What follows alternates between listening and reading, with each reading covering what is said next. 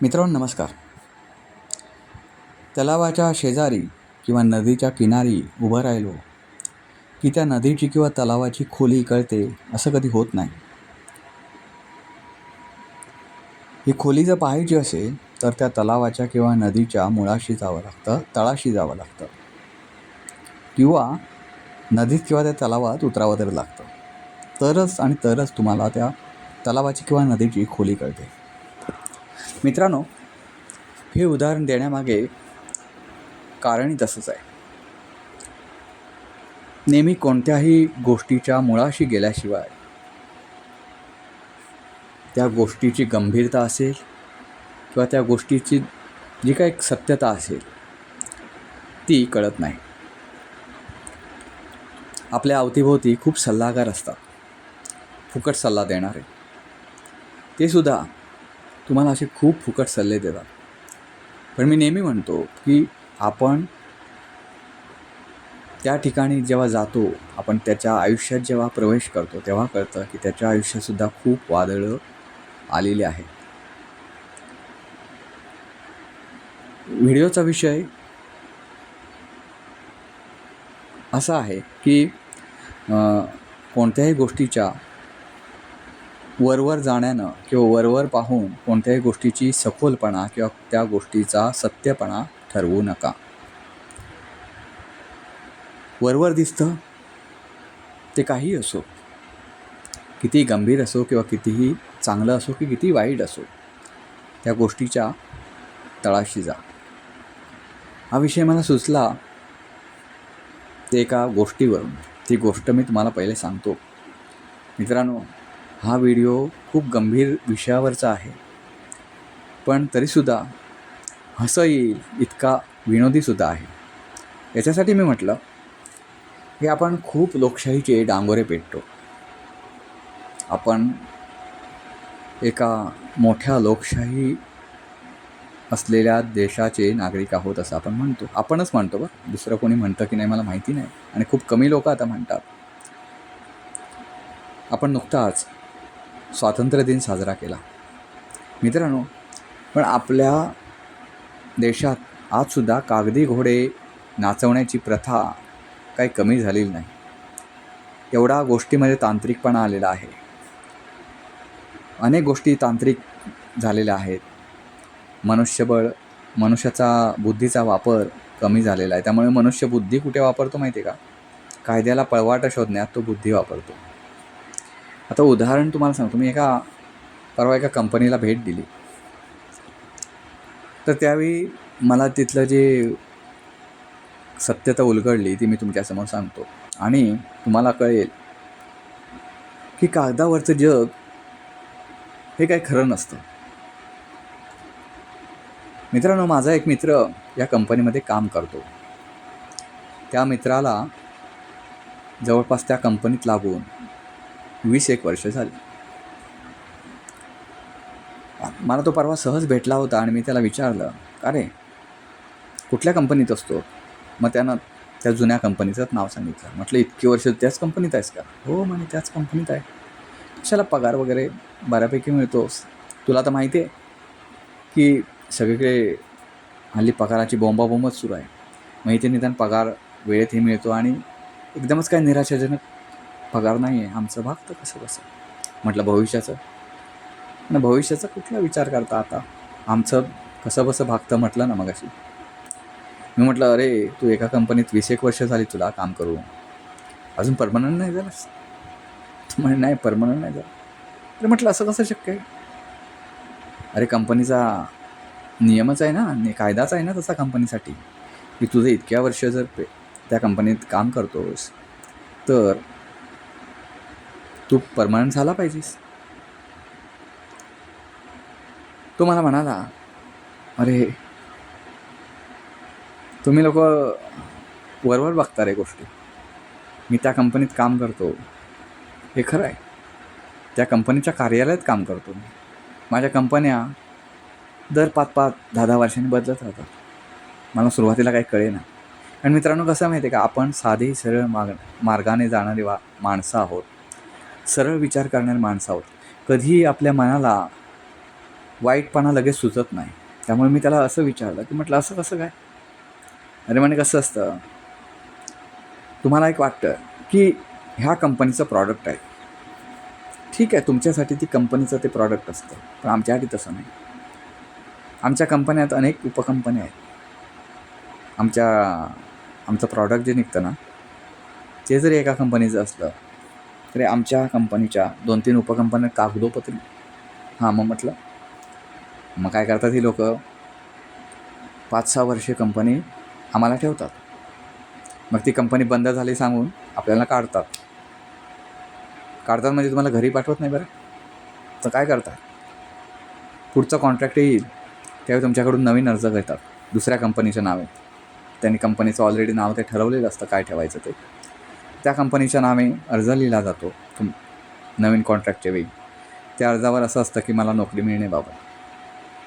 मग त्या दुसऱ्या कंपनीत तुम्हाला टाकलं जातं, जुनी कंपनी बंद केली जाते. मी म्हटलं त्याला, म्हणजे कळलं नाही मला काय काय म्हणतोस तू ते. कसं आहे, मी 20 वर्षाचं एका कंपनीत राहिलो तर मला परमनंट करणं त्यांना भाग आहे. मग हे लोक काय करतात, एक कंपनी बंद करायची, आम्हाला दुसऱ्या कंपनीत आमच्याकडून अर्ज लिहून घ्यायचा नवीन कंपनीत नोकरी मिळण्याबाबत, आणि त्या कंपनीत आम्हाला मर्ज करून घ्यायचं, सामावून घ्यायचं.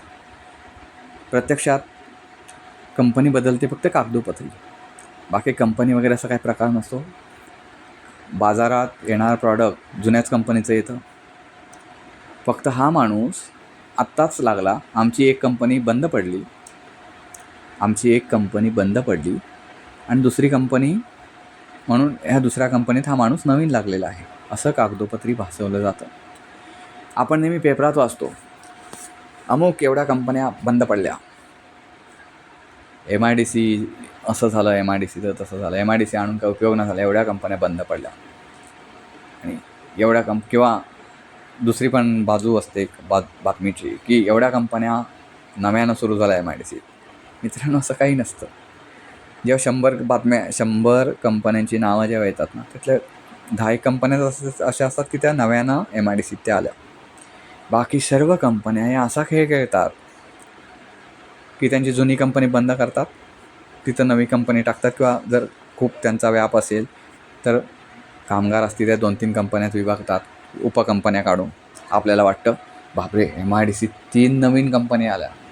अरे 3 नवीन कंपन्या काही झालेल्या नाहीत, ती कंपनी जुनीच आहे. तिनं 3 नवीन उपकंपन्या काढल्या, त्याच्यात ते कामगार जास्त झाले म्हणून ते इकडे तिकडे डायव्हर्ट केले. त्याच्यात जो मूळ मालक असतो त्या कंपनीचा, त्याला किती फायदे असतात बघा बरं.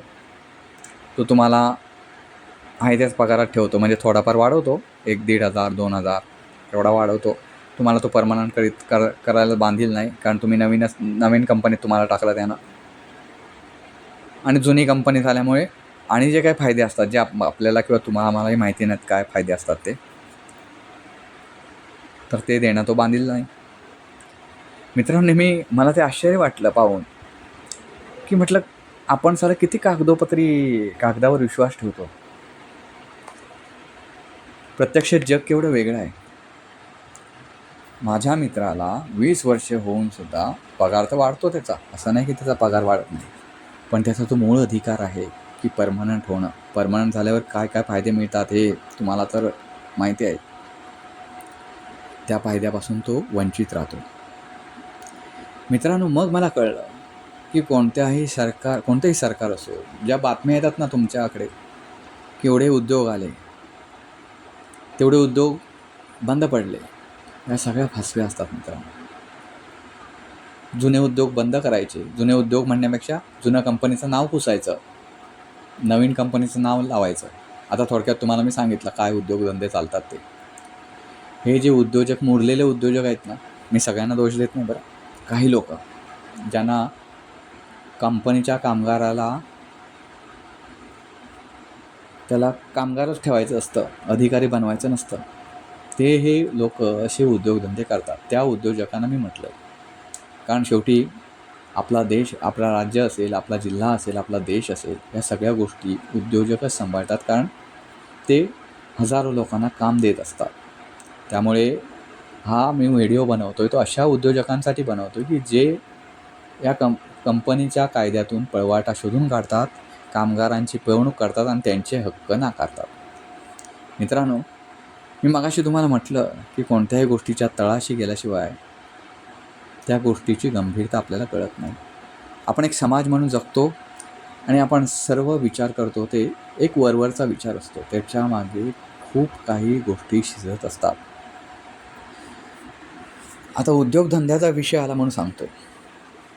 मित्रांनो, पूर्वीच्या काळात जर बघितला तर अनेक लोक, ज्या कंपन्या आता एक खूप मोठ्या कंपन्या आहेत देशात, ज्या कंपन्यांचं नाव घेतलं जातं, त्या कंपन्यांचा मूळ मालक जर पाहिलात तुम्ही, तर त्यांना त्या कंपनीच्या उभारणीत खूप काही सोसलेलं असतं. मित्रांनो, खूप काही सोसलेलं असतं. मी आता कंपनींचे नावं नाही घेत, कारण ते अमुक एका कंपनीला बदनाम केल्यासारखं होईल. त्यामुळे तुम्ही प्रत्येक कंपनीचा जर इतिहास उलगडून पाहिलात, तुम्हाला असं दिसेल की जुनी लोकं जी होती त्यांनी खूप कष्टाने ती कंपनी उभी केलेली असते. त्यांची मुलं किंवा त्यांची नातवंडं ही त्या कंपनीच्या बळावर हजारो लोकांच्या श्रमातून, घामातून उभी राहिलेली ती कंपनी असते. त्या कंपनीच्या मूळ मालकाची जी मुलं असते, नातवंडं, ही मग आता काय त्यांच्या घरी श्रीमंतीच असते, तर मग ते जातात लोकं. चांगलं, आपल्या देशात तर कोणी राहतच नाही, त्यांना परदेशी शिक्षणच महत्त्वाचं वाटतं. ते परदेशातून येऊन भारतीय परिस्थिती हाताळतात. मला सांगा, परदेशातलं शिक्षण आणि भारतातली परिस्थिती याचा दुरान्वयाने काहीसुद्धा संबंध नाही. तुम्हालाही माहिती असेल. इथली लोकं वेगळी आहेत, इथली आर्थिक परिस्थिती वेगळी आहे, इथल्या लोकांचे स्वभावगुण वेगळे आहेत, इथलं कल्चर वेगळं आहे. पण हे सगळं ते लोक परदेशातून येऊन शिकवतात आपल्याला. म्हणजे मी कुठल्या एकाचं नाव नाही घेणार, मी तुम्हाला परत सांगतो. पण तुम्ही एखाद्या कंपनीचं काम करत असाल, ती कंपनी जर खूप जुनी असेल, तर तुम्हाला ह्या गोष्टी नकळतपणे कळत असतील. तुमच्या कंपनीचा मूळ मालक त्यानं किती कष्ट करून ती कंपनी उभारलेली असते, आणि त्यांच्यातही मुलं किंवा नातवंडे जी परदेशी शिक्षण घेऊन आले, ज्यांना कामगारांना गुलामापेक्षा वाईट वागणूक देतात. मित्रांनो, त्यांना गुलामासारखी वागणूक देतात. कामगार कंपनी सोडून जात नाही, कारण सध्या तुम्हाला माहिती आहे बाहेर परिस्थिती कशी आहे. त्याला नोकरी महत्त्वाची असते. जोपर्यंत कंपनी काढत नाही तोपर्यंत तो जात नाही, कारण बाहेर परिस्थिती वेगळी असते. त्याला मध्यमवर्गीयला पगार मिळेल अशी सध्याची परिस्थिती, त्याला हवा तसा पगार मिळेल अशी सध्याची परिस्थिती नाही आहे. त्यामुळे तो इथंच चिकटून राहतो नोकरीला, आणि त्याचा फायदा ही आत्ताची जी पिढी आहे, युवा पिढी मी म्हणत नाही, कारण युवा पिढी म्हटल्यावर सगळ्या युवकांना राग येईल. म्हणजे उद्योजकांची युवा पिढी जी आता आलेली आहे, आणि ते पण मुरलेल्या कंपन्यामध्ये, उदाहरणार्थ आता उदाहरणामध्ये माझ्या नावं खूप तोंडाला येत आहेत, पण त्यांची मी नावं घेत नाही त्या कंपन्यांची. ते कंपनीचे जे आता नवीन पिढी आले ते परदेशी येतात आणि मग कामगारांची पिळवणूक करतात. ते परदेशात मला वाटतं हेच शिकून येतात की कामगारांची पिळवणूक करायची. कामगार काही सोडून जात नाही. एवढं शिक्षण घ्यायला ते परदेशात जातात. त्यांची पिळवणूक करतात. कामगार कंपनीला चिकटून राहतात, नोकरीला चिकटून राहतात, आणि त्याचा त्यांना असं वाटतं की हे कामगार आपलं काही करू शकत नाही. आपण परदेशी शिकून किती मोठी कंपनी वाढवली. मित्रांनो, तुमच्यापेक्षा ज्याने कंपनी उभी केली ना, ते अशिक्षित, अडाणी, तुमचे भलेही वडील असतील किंवा आजोबा असतील, त्यांनी कंपनी अशिक्षित असूनसुद्धा निर्माण केली, आणि तुम्हाला वाढवण्यासाठी, ती कंपनी कशी वाढवावी हे शिक्षण घेण्यासाठी परदेशात जाऊन शिकावं लागतं. आपल्या देशाची किती मित्रांनो शोकांतिका आहे नाही या गोष्टीची. तर मित्रांनो, मला सांगायचं हेच आहे की यापुढे प्रत्येक गोष्टीच्या तळाशी जायला शिका. कुठलाही, हे मी एक तुम्हाला उदाहरण दिलं. माझा व्हिडिओ खूप वाढेल, आणि तो व्हिडिओ मला वाढवायचा नाही आहे. परत हा विषय कधी आला तर मी तुम्हाला पुन्हा नव्यानं आणखी काही गोष्टी याबद्दल सांगेन. कारण मी सध्या व्हिडिओ बनवताना एक उद्योग एवढाच गोष्ट फोकस केली होती, आणि त्याला धरून हा व्हिडिओ करायचा होता मला, म्हणून त्यामुळे मी व्हिडिओ इथेच थांबवतो आहे. पण कुठल्याही गोष्टी, तुमचं कुटुंब असेल, तुम्ही पती पत्नी असाल, तर तुम्ही पत्नीविषयी विचार करताना सुद्धा कधीही वरवर विचार करू नका. ती एखादी भूमिका घेते, ती एखाद्या गोष्टीबद्दल अशी रिॲक्ट होते, तर ती का रिॲक्ट होत असेल ना, त्या गोष्टीचा नेहमी तळाशी जाऊन विचार करा.